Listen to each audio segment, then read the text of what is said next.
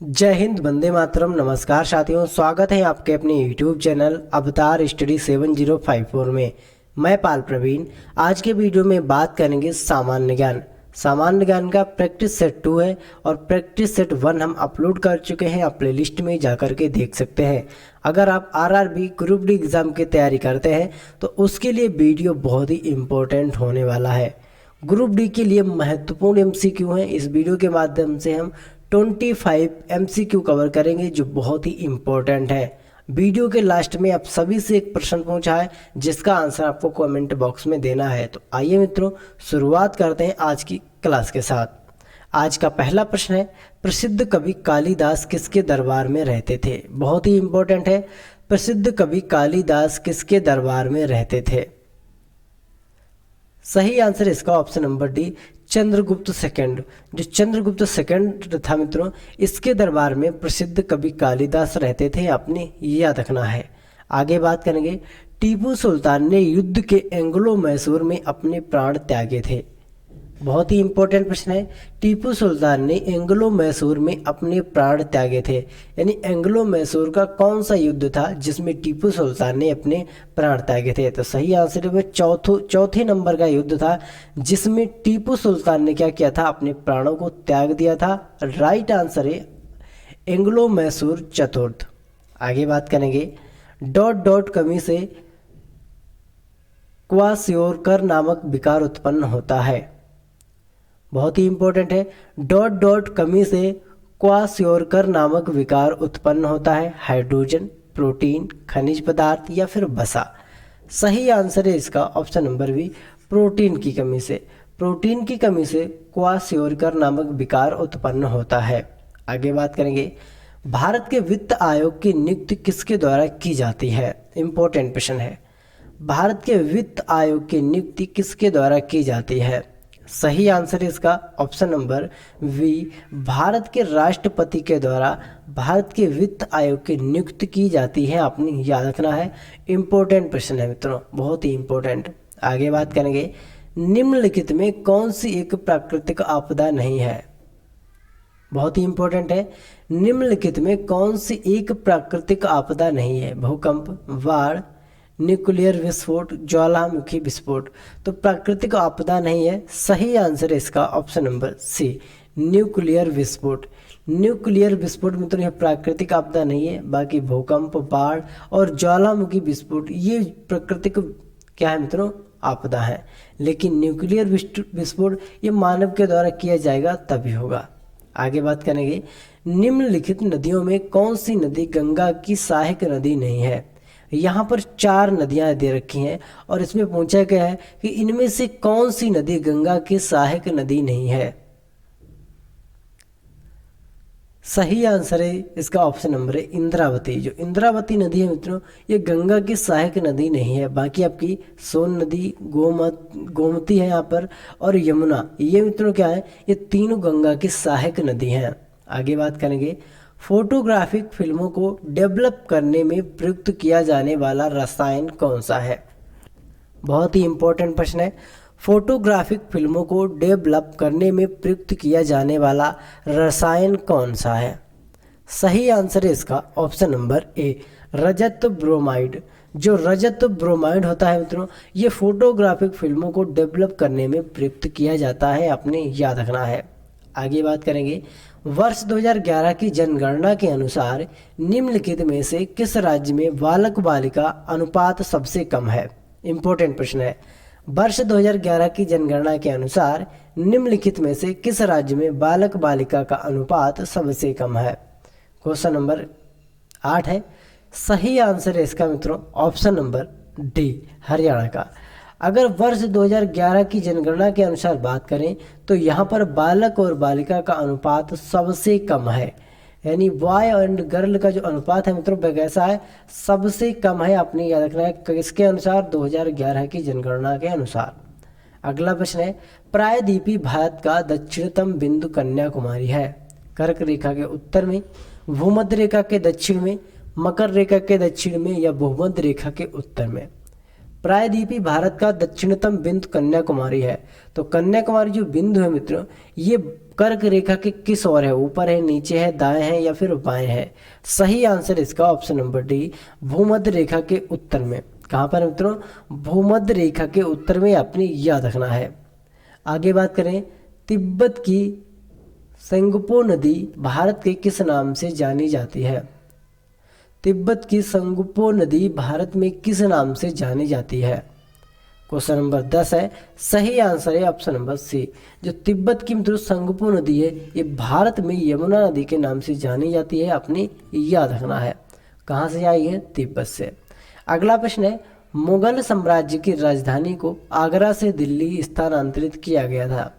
मुगल साम्राज्य की राजधानी को आगरा से दिल्ली स्थानांतरित किया गया था जहांगीर के समय, औरंगजेब, शाहजहां या फिर हुमायूं के बीच में? सही आंसर इसका ऑप्शन नंबर शाहजहां के समय में राजधानी को आगरा से दिल्ली स्थानांतरित किया गया था, अपनी याद रखना है। आगे बात करें, जोधाबाई का विवाह किसके साथ हुआ था? जोधाबाई का विवाह किसके साथ हुआ था? बाबर, हुमायूं, अकबर या फिर औरंगजेब? जोधाबाई, सही आंसर इसका ऑप्शन नंबर सी, अकबर। ये अकबर की पत्नी थी जोधाबाई, आपने याद रखना है, बहुत ही इंपॉर्टेंट प्रश्न है। अगला प्रश्न है, स्वस्थ मनुष्य का तापक्रम कितना होता है? यानी स्वस्थ मनुष्य की तापक्रम की बात करते हैं मित्रों, तो उसका तापक्रम कितना होता है? 37 सेंटीग्रेड। कितना होता है? 37 सेंटीग्रेड। अगर फारेनहाइट में बात करते हैं तो कितना होता है मित्रों? 97 फारेनहाइट। ठीक है, 97 फारेनहाइट। और केल्विन में बात करते हैं 310 केल्विन में इसका मान होता है व्यक्ति के टेम्परेचर का। अगला प्रश्न है, निम्न शहरों में कौन सा शहर गुलाबी शहर के रूप में जाना जाता है? इंपॉर्टेंट प्रश्न। कौन सा शहर गुलाबी शहर के रूप में जाना जाता है? तो सही आंसर इसका option number D, Jaipur. Jaipur को गुलाबी शहर के नाम से जाना जाता है और जयपुर राजस्थान राज्य की राजधानी है। कहाँ की? राजस्थान राज्य की क्या है? राजधानी। आगे बात करेंगे, माले किस देश की राजधानी है? यहाँ पर पूछा गया है कि जो माले है मित्रों, माले किस देश की राजधानी है? सही आंसर है मालदीव की। माले जो राजधानी है मित्रों, वह मालदीव देश की है, अपने याद रखना है। आगे बात करेंगे, बीसीजी वैक्सीन किस रोग में प्रयुक्त होता है? बीसीजी जो वैक्सीन आता है मित्रों, ये किस रोग में प्रयुक्त होता है? डिप्थीरिया, क्षय रोग, टेटनेस या फिर खसरा? क्वेश्चन नंबर 15 का सही आंसर है ऑप्शन नंबर सी, टिटनेस में इसका प्रयोग किया जाता है, अपने याद रखना है। इसका प्रयोग किया जाता है मित्रों क्षय रोग में। किसमें? क्षय रोग में इसका प्रयोग किया जाता है, ना कि टिटनेस में। जो बीसीजी का टीका होता है, इसका प्रयोग क्षय रोग में किया जाता है। किसमें किया जाता है मित्रों? क्षय रोग में इसका प्रयोग किया जाता है। आगे बात करेंगे, न्यूट्रॉन की खोज किसने की? इंपॉर्टेंट प्रश्न है, न्यूट्रॉन की खोज किसने की? सभी लोग आंसर कमेंट करेंगे कि न्यूट्रॉन की खोज किसने की, बहुत ही इंपॉर्टेंट है मित्रों। सही आंसर है चैडविक। चैडविक नाम के जो वैज्ञानिक थे, इनके द्वारा न्यूट्रॉन की खोज की गई। किसकी मित्रों? न्यूट्रॉन की खोज चैडविक के द्वारा की गई, आपने याद रखना है।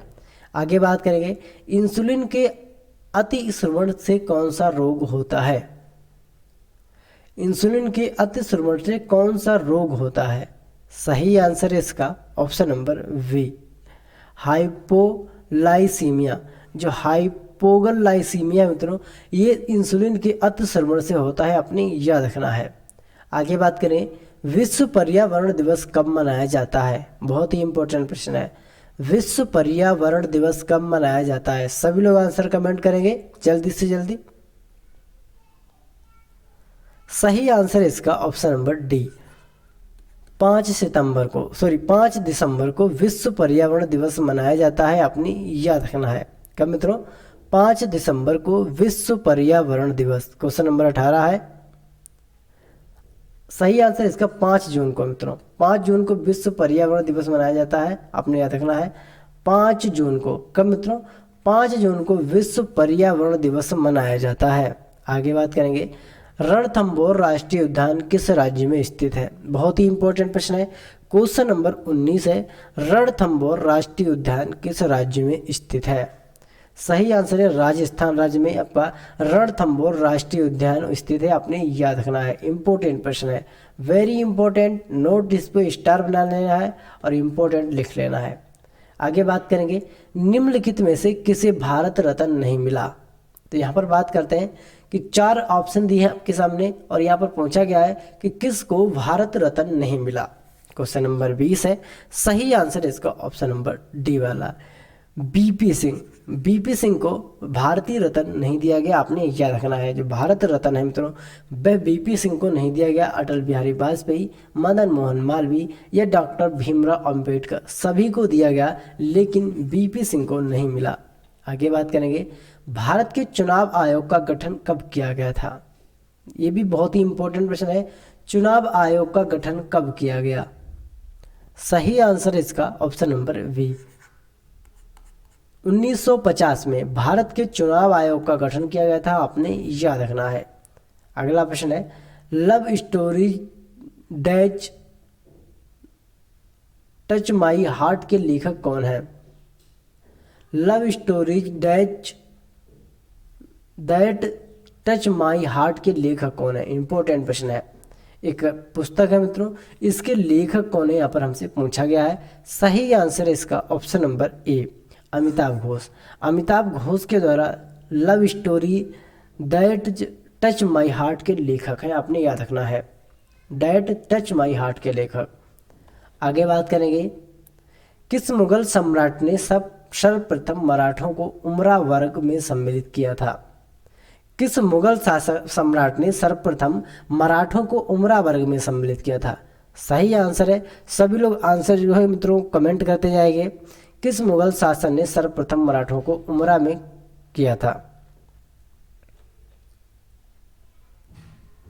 सही आंसर है इसका मित्रों क्वेश्चन नंबर 22 हो गया। लव स्टोरी डैश के लेखक मित्रों यहाँ पर आपके हो जाएंगे ऑप्शन नंबर ये वाला तो सही है। आगे बात करेंगे, यहाँ पर मित्रों क्वेश्चन नंबर 23 का जो सही आंसर है ऑप्शन नंबर सी जहांगीर। क्या है मित्रों, जहांगीर इसका सही आंसर है। ये सर्वप्रथम मराठों को उमरा वर्ग में सम्मिलित किया गया था जहांगीर के शासन में, अपनी याद रखना है। क्वेश्चन नंबर 24 है और इसका आंसर आपको कमेंट बॉक्स में बताना है। संयुक्त राष्ट्र का मुख्यालय स्थित है।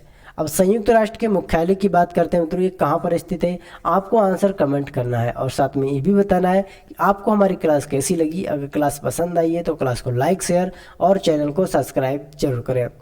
मिलते हैं अगले वीडियो में, तब तक के लिए जय हिंद।